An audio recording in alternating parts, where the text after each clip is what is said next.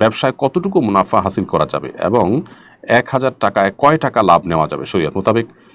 ভাই সাকিব, আপনার ব্যবসাতে নির্দিষ্ট কোনো অ্যামাউন্ট শরীয়ত ফিক্স করে দেয়নি যে এই পরিমাণ লাভ করতে পারবেন, হার ঠিক করে দেয়নি। এটা আসলে স্থান কাল পাত্র ভেদে পার্থক্য হয়। কোনো ক্ষেত্রে হয়তো একটা মাল অনেক দিন পরে একটা বিক্রি হয় পরিমাণে, সেটার বিক্রির রেশিওটা অনেক কম, সেটাতে লাভ বেশি করতে হয়। আবার অনেক সময় দেখা যায় যে কোনোটাতে রেশিওটা অনেক বেশি, সেখানে লাভ কম করলে চলে।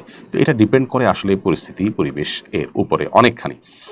এর পাশাপাশি আরেকটা জিনিস আমাদেরকে মাথায় রাখতে হবে, সেটা হলো যে ইসলাম ক্রেতা এবং বিক্রেতার অধিকারকে এত বেশি সংরক্ষিত করেছে যে ক্রেতা বিক্রেতা উভয় যদি কোনো পণ্যের দামের উপরে সন্তুষ্ট চিত্তে তারা যদি স্থির করেন এবং তারা যদি ঠিক করেন, তাহলে সেক্ষেত্রে শরীয়ত সেখানে আসলে কোনো ইন্টারফেয়ার করতে যায় না, যেটা নাজায়েজ বা গুনাহ। তবে মৌলিকভাবে এখানে একটা নৈতিকতার ব্যাপার আছে।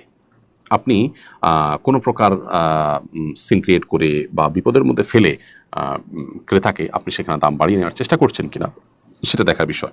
একটা জিনিস মার্কেট আউট হয়েছে, ক্রাইসিস তৈরি হয়েছে, ক্রেতা কিনতে বাধ্য, সেই সুযোগে আপনি সেটার দাম বাড়িয়ে নিলেন, তো এটা তো অবশ্যই অন্যায় এবং অনুচিত।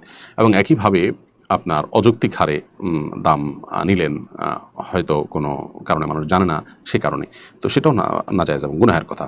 আবার যদি কোনো দেশের কোনো সরকার, কোনো নির্দিষ্ট অথরিটি তারা সার্বিক বিবেচনা করে একটা মূল্য নির্ধারণ করে দিয়ে থাকে এবং সেটা যদি অযৌক্তিক কিছু না হয়, তাহলে সেক্ষেত্রে সেটাও মেনে চলাটা কর্তব্য, না হলে গুনাহগার হবে।